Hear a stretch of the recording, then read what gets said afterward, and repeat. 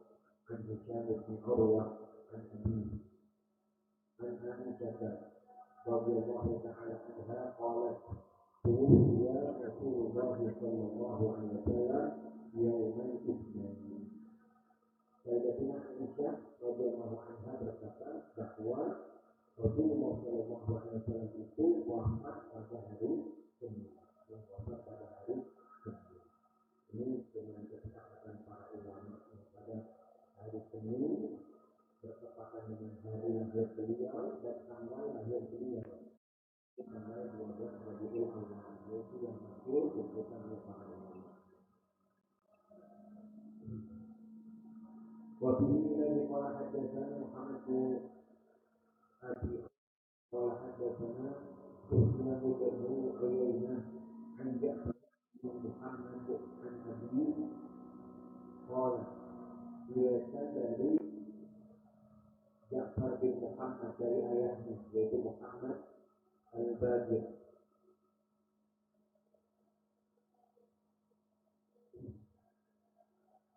Dia berkata Muhammad al-Baqir itu adalah cucu daripada Sayyidina Hussein. Jadi Muhammad al-Baqir bin Ali bin Al-Hussein bin Hussein. Ya, bin Hussein.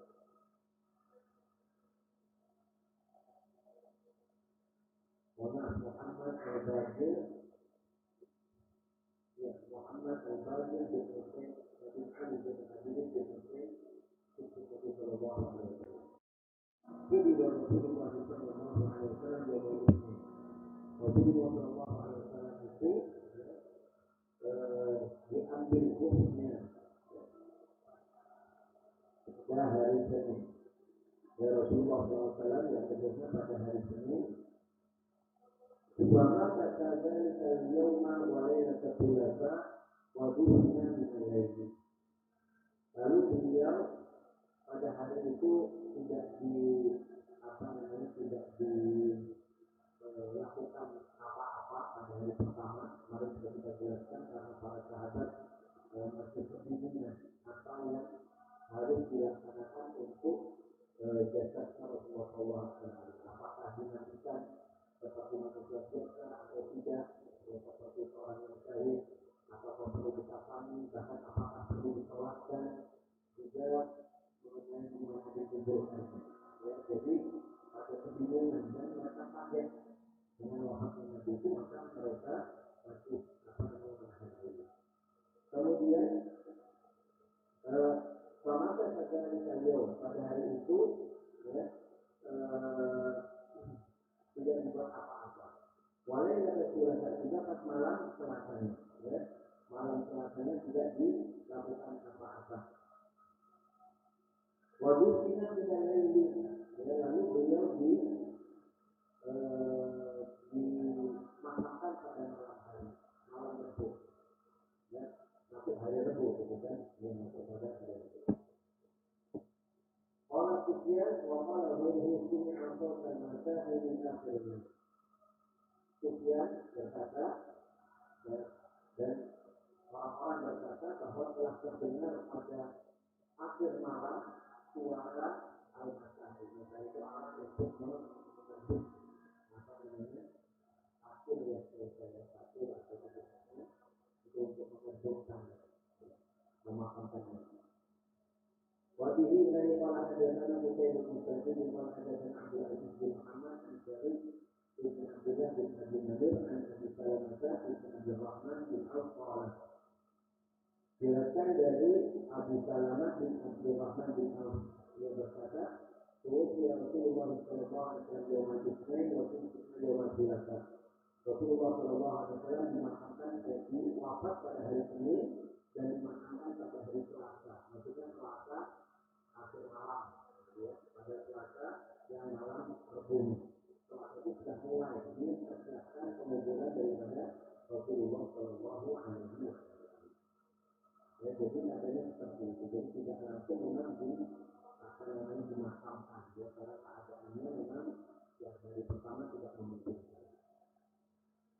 Kemudian wajib dari salah satu sanak untuk hanya ajak dari salah satu sanak Abu Bakar salah satu sanak saya masuk Mubair wa akhirna an bin Abi Hind an Mubair bin Sa'id bin Salim bin Ubaid wa kana lahu suhbah. Diriwayatkan dari Salim bin Ubaid, yang adalah salah seorang sahabat radhiyallahu anhu. Orang yang berkata, yang bercerita, Ummi ala Rasulillah sallallahu alaihi wasallam fi maradih.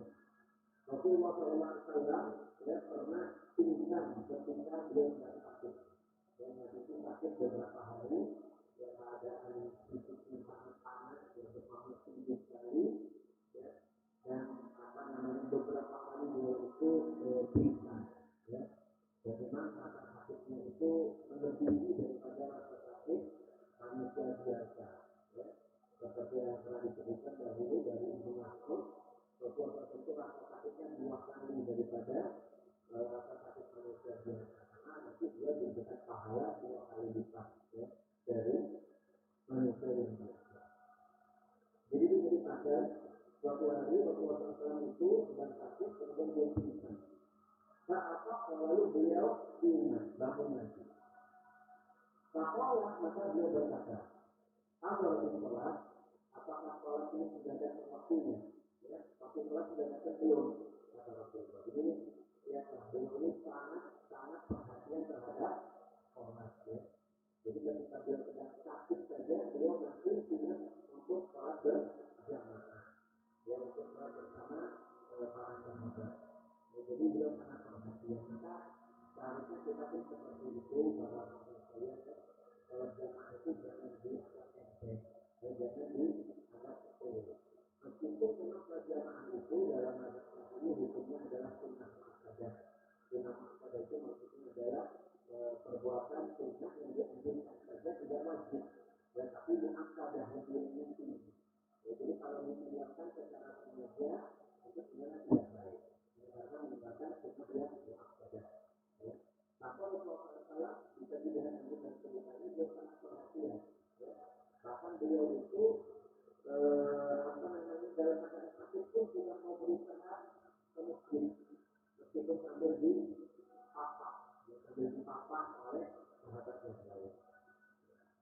Saatnya maka beliau terbangun dari siuman dari macamnya dan berkata, apa itu sholat?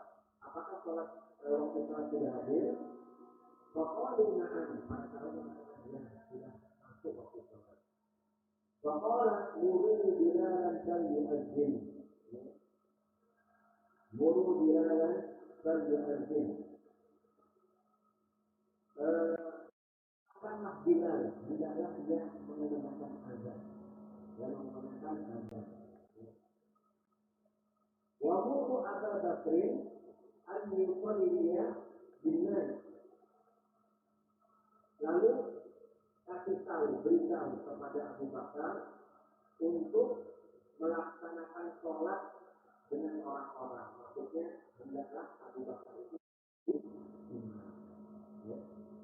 al-sholat bin-nas.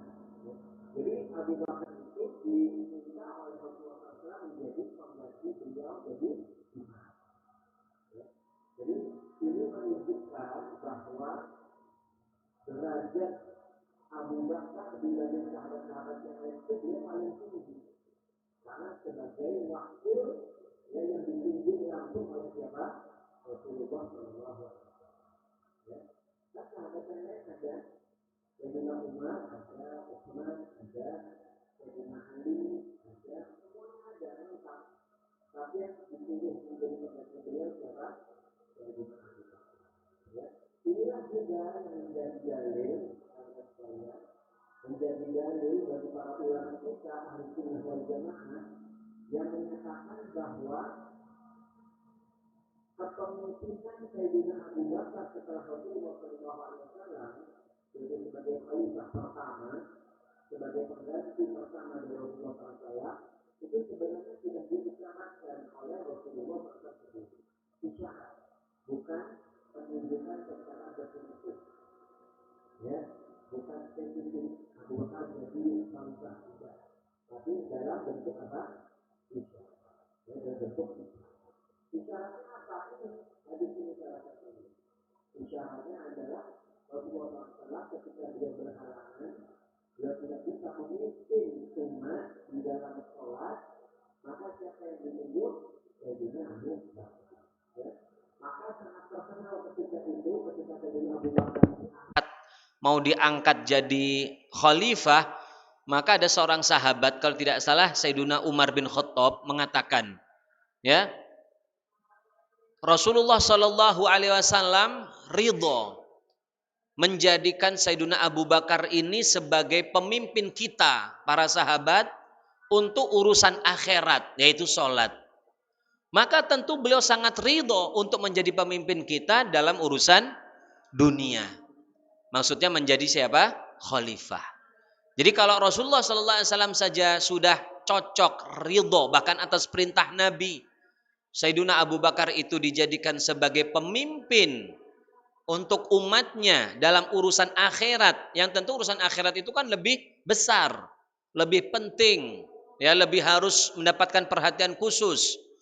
Itu Rasulullah ridho dengan Abu Bakar, maka lebih-lebih lagi ridho kalau menjadi pemimpin terhadap urusan apa? Dunia. Ya, nah ini penting ya bagi kita untuk ketahui ini. Ini karena ini salah satu masalah kekhalifahan Sayyidina Abu Bakar itu menjadi salah satu bibit-bibit perpecahan. Nanti ada kelompok yang dikenal dengan Syiah yang selalu mengungkit-ngungkit selalu mencari-cari titik lemah, ya, mengenai legalitas Abu Bakar menjadi khalifah. Sampai sekarang Syiah itu tidak senang kepada Sayyiduna Abu Bakar dan juga kepada Sayyiduna Umar, itu karena mereka dianggap telah mengambil hak kekhalifahan, kepemimpinan daripada Sayyiduna Ali, dari Sayyiduna Ali. Jadi dianggap Abu Bakar dan Umar itu telah menguasai, telah mengambil hak yang sebenarnya daripada Sayyiduna Ali. Tentu yang seperti itu tidak benar, ya. Para sahabat itu orangnya jauh, tidak ingin dalam urusan dunia itu jauh, nggak maulah, zuhud mereka itu. Apalagi Abu Bakar nggak cari dunia sama sekali dalam agama ini, ya. Sudah terkenal di dalam hidupnya, hartanya habis untuk dakwah, untuk Rasulullah, untuk ketika Nabi hijrah, ya, ketika perang Tabuk semua harta Abu Bakar untuk jihad. Jadi beliau nggak cari apa-apa sebenarnya, nggak nyari apa-apa, ya.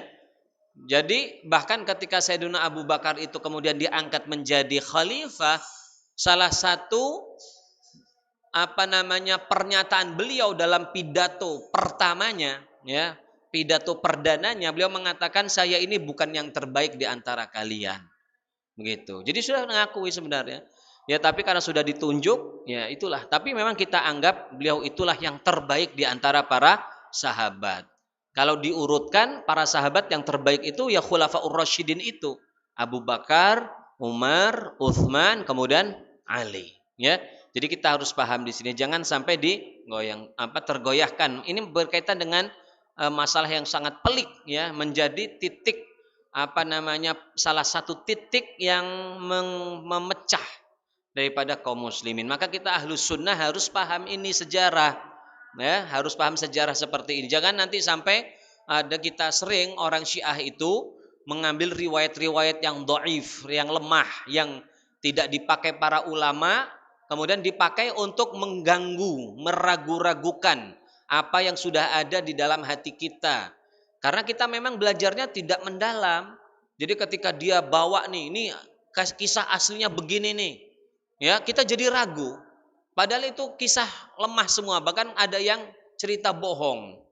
Ya, seperti masalah kisah kemarin itu ada orang di Jawa itu, ya, yang viral, ya, kakek-kakek itu. Ya, kalau kalian tahu, mengatakan Sayyidatuna Fatimah, ya, meninggalnya itu karena apa? Diinjek-injek. Ya. Jadi rumahnya Sayyiduna Ali didobrak, Sayyiduna Fatimah di belakangnya ketimpa pintu, terus diinjak-injak sampai meninggal. Nggak ada begitu cerita. Ya, ini seperti itu sering orang-orang yang ingin mengganggu daripada cerita yang sebenarnya yang sudah kita terima. Memang kita kalau cerita kan memang riwayat itu banyak macam-macam, tapi kan yang diceritakan yang pokok, ya, yang pokok gitu. Kita nggak perlu cerita yang pinggir-pinggirannya, nggak perlu. Tapi kadang-kadang karena kita ini ya dimanfaatkan untuk diganggu, kita dicarikan cerita-cerita di pinggiran, ya dimasuk-masukkan supaya kita berubah. Itu patut hati-hati. Kembali lagi, jadi Sayyidina Rasulullah SAW perintahkan Abu Bakar untuk jadi pemimpin sholat. Ini menunjukkan sangat kuat bahwa beliaulah pemimpin pengganti daripada Rasulullah SAW. Qala thumma ughliya alaih. Lalu setelah begitu tidak lama beliau pingsan lagi. Fa'afaqa, lalu beliau bangun, siuman. Faqala hadaratis shalah, apakah salat itu sudah datang, ya sudah sudah masuk waktunya. Beliau tanya lagi tentang salat. Mungkin lupa dia sebelumnya sudah bertanya begitu. Faqalu na'am, ya. Faqala, maka Nabi berkata seperti perkataan tadi, muru Bilalan falyu'adzin, perintahkan Bilal untuk azan, ya. Wa muru Abu Bakrin falyusalli binnas, perintahkan Abu Bakar supaya menjadi imam terhadap orang-orang. Faqalat Aisyah, maka Aisyah berkata, apa Aisyah ini? Apa kaitan dengan Abu Bakar? Apa kaitan Aisyah dengan Abu Bakar? Anak, ya. Aisyah berkata, jadi beliau ketika ayahnya itu disuruh Nabi untuk jadi imam, Aisyah yang istri Nabi yang ketika itu ada di sampingnya, kemudian menimpali, ya bukan protes tapi memberikan pertimbangan. Inna abi rajulun asif, ya Rasulullah, ayahku itu, siapa ayahnya? Abu Bakar. Ya Rasulullah, ayahku itu adalah lelaki yang mudah sedih, ya, mudah sedih gitu. Jadi kalau takutnya nanti kalau lagi sholat malah nangis, ya kan, itu kan posisinya Rasulullah. Baru sekali itu Abu Bakar, ya, sedih sekali tentu, ya. Idza qama dzalikal maqam baka, jika Sayyidina Abu Bakar itu nanti berdiri di tempat itu pas nangis dia, ya Rasulullah. Ya, enggak kuat pasti, enggak kuat. Ya, saking sedihnya mengingat Rasulullah. Fala yastati', maka dia tidak akan bisa jadi imam. Nanti sholatnya malah bacaannya rusak, salah, malah batal sholatnya nanti. Ya, memang kalau kita nangis, hadirin teman-teman sekalian, kita kalau di dalam baca Quran, baik di dalam atau di luar sholat, kita diminta untuk mentadabburi. Memang susah ya bagi kita yang tidak memahami bahasa Arab. Tapi kalau bisa kita ini, cobalah sekali-kali kalian, ya, ada waktu sedikit saja, baca satu halaman saja dari terjemahan Quran. Sekarang kan banyak ya terjemahan Quran, baca satu-satu. Kalian baca Qurannya juga biasa, itu jadikanlah kegiatan sendiri, kegiatan yang kebiasaan sendiri, baca terus sebanyak mungkin Quran. Nanti ada juga waktu kalian gak usah banyak-banyak, ya, cukup baca satu halaman saja satu hari. Baca satu halaman, cerita itu baca satu halaman terus, ya, satu, ya, sambil kalau bisa, kalau misalnya ada cerita yang bagus, menarik, kita tadabburi sedikit. Kita rasakan Quran itu turun untuk kita. Jadi kalau ada kisah-kisah untuk kita.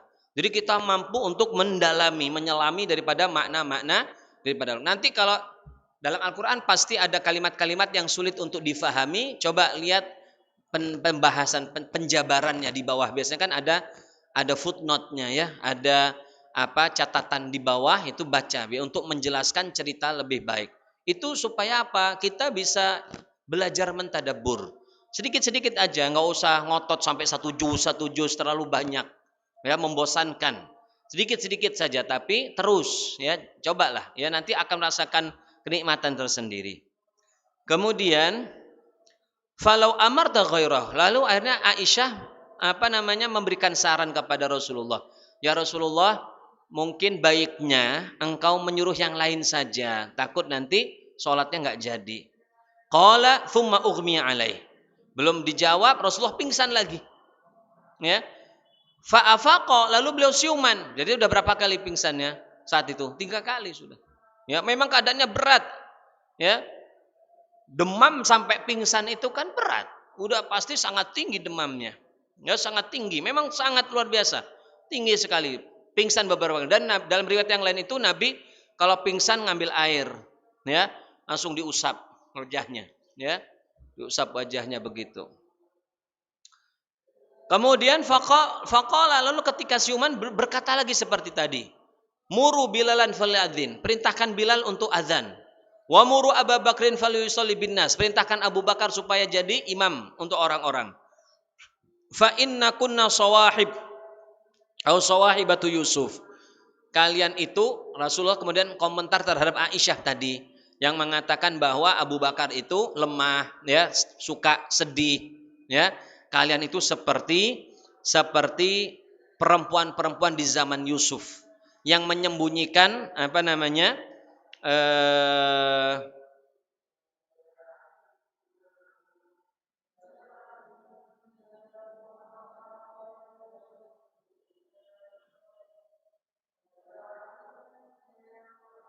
Jadi apa namanya, sebenarnya Aisyah itu menyembunyikan sesuatu hal di dalam hatinya sebagaimana perempuan-perempuan di zaman Yusuf.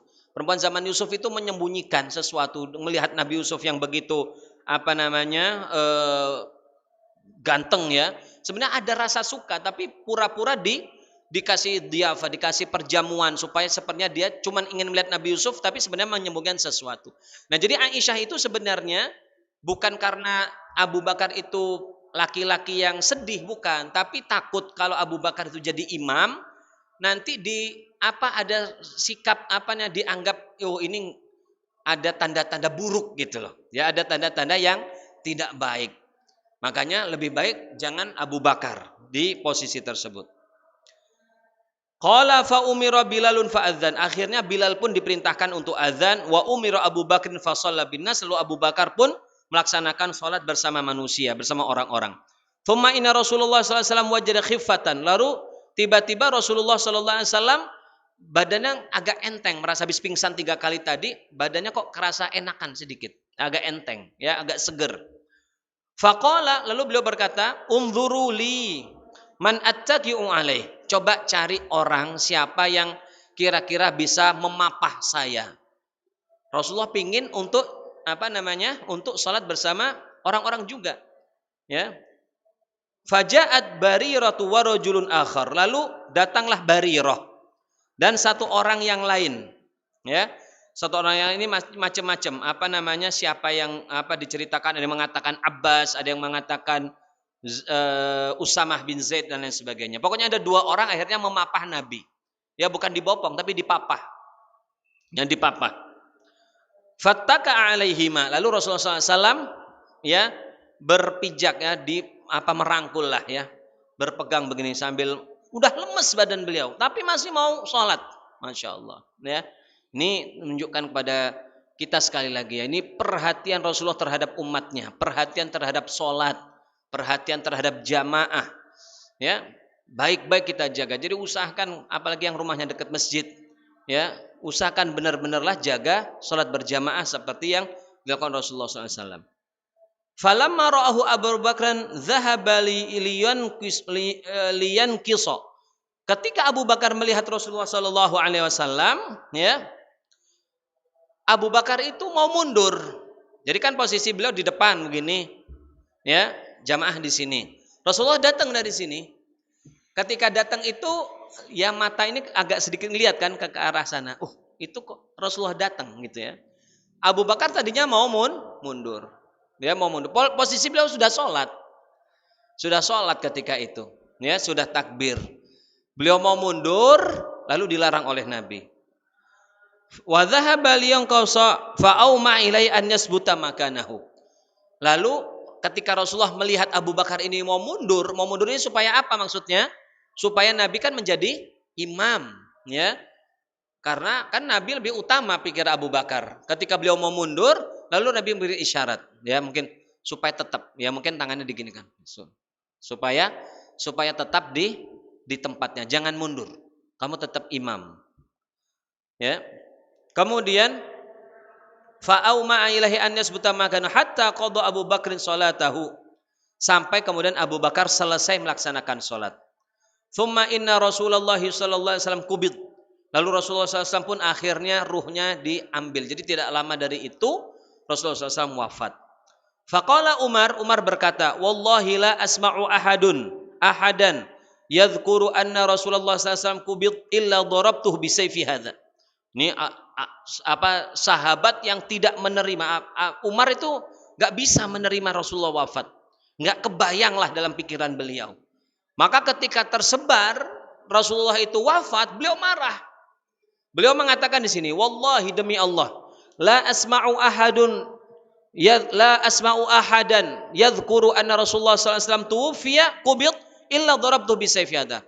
Demi Allah, tidaklah saya mendengar ada orang yang berani-berani ngomong Nabi wafat kecuali saya tebas dengan pedang saya ini. Sahabat ketakutan semua. Ya, Umar mau dilawan. Umar itu kan pemberani, istilahnya benar-benar gitu. Ya, Umar ada di situ, jadi sahabat diam saja. Sampai kemudian nanti dipanggil Abu Bakar. Baru Abu Bakar yang bisa menenangkan Sayyiduna Umar. Ketika itu Abu Bakar nggak ada. Abu Bakar rumahnya di Awali. Awali itu ya sekarang itu kalau posisinya itu kira-kira kalau kita ngadep kiblat itu di sebelah gini. Nah, ini Awali. Agak jauh dikit kalau jalan ke situ, jalan kaki paling tidak kalau sekarang kira-kira 10 menit lah gitu. Jadi agak jauh. Ya agak jauh jalan ke situ. Gitu. Wa kana an-nasu ummiyin lam yakun fihim nabiyyun qabluh. Ya. Kenapa kok sampai Umar seperti itu? Dulu orang-orang para sahabat itu umat yang ummi, yang tidak tahu tulis baca, maksudnya tidak banyak tahu cerita-cerita tentang para anbiya. Belum ada nabi kan di bangsa Arab kecuali Rasulullah itu. Ya. Jadi nggak tahu bagaimana memperlakukan seorang nabi kalau wafat. Lam yakun fihim nabiyyun qablah. Tidak ada nabi di antara mereka sebelum Rasulullah ini. Fa'amsakan nas, maka orang-orang pada nahan diri. Ini tadi seperti saya katakan, ini mau dimandiin apa enggak? Ini kan nabi. Nabi kan suci, gak ada dosa. Apa perlu dimandikan seperti kita, dikafani lalu disolatkan? Ya, atau seperti orang yang mati syahid saja yang dosanya langsung dihapuskan. Orang yang mati syahid ketika dihapuskan kan gak perlu dimandikan. Langsung dikuburkan begitu-begitu saja. Ya, dikafani, kuburkan begitu saja. Tidak disolatkan, tidak diapa-apakan. Apakah kita perlukan seperti itu? Orang-orang pada nahan diri, nggak ada yang tahu, nggak ada yang berani juga, nggak ada yang berani. Gitu. Ada yang berpikir mungkin saja malaikat turun kemudian bawa jasadnya Nabi naik ke langit. Begitu. Jadi memang ya bingung. Ya. Faqalu ya Salim, intalik ila sahibi Rasulillah fad'uhu. Lalu para sahabat berkata, wahai Salim, ya. Wahai Salim, pergilah kepada sahabatnya Abu Bakar, kepada sahabatnya Nabi, yaitu maksudnya adalah Maksudnya adalah Abu Bakar As-Siddiq. Pergi ke sahabatnya Nabi, lalu panggil ke sini cepat-cepat. Fa'ataitu Abu Bakrin, lalu aku mendatangi Abu Bakar, wa huwa fil masjid. Sementara ketika itu beliau sedang ada di masjid. Ya. Salim ini siapa tadi ceritanya ya? Saya lupa. Dari Salim bin Ubaid ya. Salim bin Ubaid. Pergi panggil Abu Bakar. Fa'ataitu Abu Bakar wa huwa fil masjid. Ketika datang Abu Bakar itu ada di masjid, maksudnya di masjid tempat beliau itu, di kampungnya. Bahasa kita di musola lah, ya. Fa'ataituhu abgi dahishan. Lalu aku datang kepadanya sambil nangis yang berat, nangis yang keras. Falamma ra'ani qala li, ketika Abu Bakar melihatku nangis begitu, beliau tanya. Faqala li, dia berkata, aku bida Rasulullah SAW. Abu Bakar langsung punya firasat. Apakah Rasulullah SAW sudah wafat? Gitu. Tanyanya begitu. Qultu inna Umar yaqul la asma'u ahadan yadhkuru an Rasulullah SAW kubit idza darabtu bi sayfi hada. Lalu Salim itu berkata, jawabnya begini. Ya. Tapi Umar ngomong, siapapun yang menyebut Nabi wafat akan aku tebas dengan pedangku ini. Itu jawab Salim. Faqala li, lalu Abu Bakar berkata, intalik, ayo cepat kita pergi. Pergi ke tempat Rasulullah. Fantolaktu ma'ahu, lalu aku datang bersamanya. Faja'a, akhirnya sampai beliau di sana. Wan nasu qad dakhalu ala Rasulillah sallallahu alaihi wasallam. Sementara orang-orang sudah pada kumpul di rumahnya Nabi. Di sekitar masjid sudah rame. Ya. Mereka bingung semuanya, nggak ada tahu bisa apa-apa. Ya. Faqala ya ayuhan nas afrijuli. Lalu Abu Bakar berkata, wahai orang-orang, apa minggir. Saya lewat. Abu Bakar kan. Abu Bakar sudah tua ketika itu, tokoh. Ya, Abu Bakar dengan Rasulullah kan usianya paling-paling beda 3 tahun, lebih muda. Coba minggir. Abu Bakar usianya 60 tahun kita kira-kira saat itu. Minggir. Akhirnya minggir orang-orang, ya fa'afraju lahu, maka orang-orang pun menyingkir, faja'a hatta akabba. Lalu beliau datang sampai berada di hadapan jasad Rasulullah sallallahu alaihi wasallam, lalu langsung dipeluk. Ya, dipeluknya. Wa massahu, dipegang. Faqala innaka mayyitun wa innahum mayyitun. Lalu Abu Bakar baca ayat di dalam Al-Qur'an, innaka mayyitun, ya, wa innaka mayyitun wa innahum mayyitun. Ya, sesungguhnya engkau mayit, akan menjadi wafat, akan mati, dan mereka juga akan mati. Gitu. Nah, sekarang ini terbukti ini apa firman Allah itu. Memang Nabi sudah wafat, begitu maksudnya Abu Bakar. Ya. Thumma qalu ya sahiba Rasulillah. Aku bida Rasulullah SAW. Lalu setelah Abu Bakar datang ke situ, para sahabat mulai tanya kepada Abu Bakar, ya Abu Bakar gimana? Rasulullah itu benar wafat atau enggak? Gitu. Ya, Abu Bakar yang ditanya, Rasulullah itu benar wafat atau tidak sih? Maka Abu Bakar berkata, qala na'am. Ya, Rasulullah wafat. Wah, baru mereka geger. Ribut semuanya. Abu Umar pun nggak bisa ngomong apa-apa lagi karena yang ngomong Abu Bakar sudah. Ya, fa'alimu anna qad sadaq. Mereka tahu Abu Bakar pasti berkata jujur. Ya, nggak mungkin ditutup-tutupi. Ya. Qalu ya sahiba Rasulillah sallallahu alaihi wasallam ayusalli ala Rasulillah sallallahu alaihi wasallam. Lalu orang-orang berkata kepada Abu Bakar, wahai sahiba Rasulillah, wahai sahabat Nabi. Begitu dipanggilnya Abu Bakar karena memang yang paling akrab dengan Nabi. Ya. Ayusolla ala Rasulillah SAW, apakah Nabi ini perlu kita sholatkan? Ya, perlu sholatkan enggak? Kenapa? Ya, Nabi kan enggak punya dosa. Kenapa sih? Apa perlu kita sholatkan seperti orang lain yang punya dosa? Boleh ini orang suci, apakah langsung saja dikubur seperti orang mati syahid? Atau mau diangkat langsung ke langit? Qala na'am, ya. Kata Abu Bakar, ya. Akhirnya para sahabat nanti pada akhirnya sholatkan.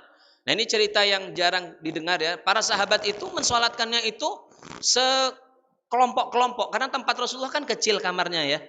Itu jadi nggak dipindah, nggak dibawa ke tengah masjid, enggak. Disitulah, di ranjang itulah. Sahabat datang satu rombongan sholat, keluar rombongan yang lain sholat terus gitu.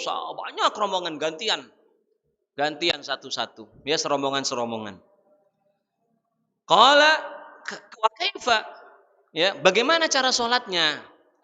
Qala yadkhulu qaumun fayukabbirun wa yusallun wa yad'un thumma yakhrujun thumma yadkhulu qaumun wa fayukabbirun wa yusallun wa yad'un thumma yakhrujun hatta yadkhulun nas.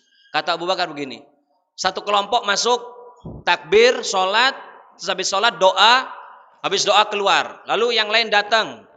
Takbir, salat, doa, keluar. Terus begitu. Akhirnya orang-orang pun begitu, ya. Jadi begitulah dulu para sahabat menyolatkan Rasulullah Shallallahu Alaihi Wasallam. Jadi nggak bareng-bareng satu kali sholat, enggak. Nah juga begitu kita hadirin rahimakumullah ya, ini jadi ini pelajaran juga kalau misalnya kita itu ada jenazah yang rame sekali, ya. Jadi jangan setelah di sholat pertama langsung buru-buru diangkat, jangan. Ya, setelah rombongan pertama selesai sholat keluar dulu dari masjid. Rombongannya ayo siapa yang belum sholat masuk lagi. Sholat keluar dari masjid terus begitu. Ya, itu cara kalau misalnya keadaannya yang tidak memungkinkan langsung sholat. Qalu ya sahibah Rasulullah SAW, aidufanu Rasulullah SAW. Lalu ditanya lagi Abu Bakar, ya wahai sahabat Nabi, apakah Abu Bakar itu disolatkan? Zuhur jam berapa? Ini hadisnya masih panjang ya, saya kira saya baca doa dulu karena waktunya sudah tinggal sedikit ini. Coba mana buku maulidnya? Nah, 2 menit lagi, cepat. Ini ceritanya masih panjang ya, nanti kita ceritakan lagi karena sudah mau masuk zuhur, jadi kita tutup dengan baca doa ini. InsyaAllah mudah-mudahan kita bisa melanjutkan nanti pada pertemuan yang akan datang. Bismillahirrahmanirrahim. Alhamdulillahirabbil alamin. Allahumma shalli wa sallim wa barik ala sayidina Muhammadin wa ala alihi wa sahbihi ajma'in. Wa laqad asyartu li na'ti man awsafuhu tuhil quluba tuhayjul ashjana. Wallahu qad athna alayhi fama yusawil qawlu minna aw yakunu thanana. لكن حبا في السرائر قد دعا لمديح صفة ربنا وحدانا وإذ امتزجنا بالمودة هاهنا نرفع أيدي فقرنا ورجانا للواحد الأحد العلي إلهنا متوسلين بمن إليه دعانا مختاره وحبيبه وصفيه زين الوجود به الإله حبانا يا ربنا يا ربنا يا ربنا بالمصطفى اقبلنا جب دعوانا أنت لنا يا ذخرنا في هذه الدنيا وفي أخرانا أصلح لنا الأحوال واغفر ذنبنا ولا تؤاخذ ربي إن أخطانا واسلك بنا في نهج طه المصطفى ثبت على قدم الحبيب خطانا أرنا بفضل منك طلعة أحمد في بهجة عين الرضا ترعانا واربط به في كل حال حبلنا وحبال من وداه ومن والانا والمحسنين ومن أجاب نداءنا وذوي الحقوق وطالبا أوصانا والحاضرين وساعيا في جمعنا ها نحن بين يديك أنت ترانا ولقد رجوناك فحقق سؤلنا واسمع بفضلك يا سامع دعانا وانصر بنا سنة طه في بقاع الأرض واقمع كل من عادانا وانظر إلينا واسقنا كأس الهنا واشفي وعافي عاجلا مرضانا واقضي لنا الحاجات واسن ختمنا عند الممات واصلحا عقبانا يا ربي واجمعنا وأحبابا لنا في دارك الفردوس يا رجوانا بالمصطفى صل عليه وآله ما حر قدر حصبا أغصانا سبحان ربك رب العزة عما يصفون وسلام على المرسلين والحمد لله رب العالمين سر الفاتحة أعوذ بالله من الشيطان الرجيم بسم الله الرحمن الرحيم الحمد لله العالمين الرحمن الرحيم مالك يوم الدين إياك نعبد وإياك نستعين اهدنا الصراط المستقيم صراط الذين أنعمت عليهم. Kita doa syifa ya dan doa wafat pada dan disembuhkan penyakit Ibu Warnidah binti Sulaiman, Haji Aswa binti Haji Dayang Paliang, Bapak Ambo Anissa bin Abi Muhyiddin, Muhammad Rinaldi Ridwan bin Muhammad Yunus, dan semoga diampuni dosa yang telah wafat Bapak Kemas Abdullah Muttalib dan Haji Abdurrahman Muhyiddin. Al-Fatihah. Bismillahirrahmanirrahim. Iyyaka na'budu wa nasta'in ihdinas siratal mustaqim siratal ladzina an'amta 'alaihim. Wallahu taala alam. Wassalamualaikum warahmatullahi wabarakatuh. Baik, itu tadi yang sudah kita dengarkan ceramah agama yang sudah disampaikan oleh guru kita. Semoga apa yang disampaikan tadi menjadikan kita lebih mencintai Nabi Muhammad SAW. Ini sajalah yang dapat saya sampaikan. Lebih dan kurang saya mohon maaf. Kepada Allah saya mohon ampun. Wabillahi taufiq wal hidayah. Assalamualaikum warahmatullahi wabarakatuh.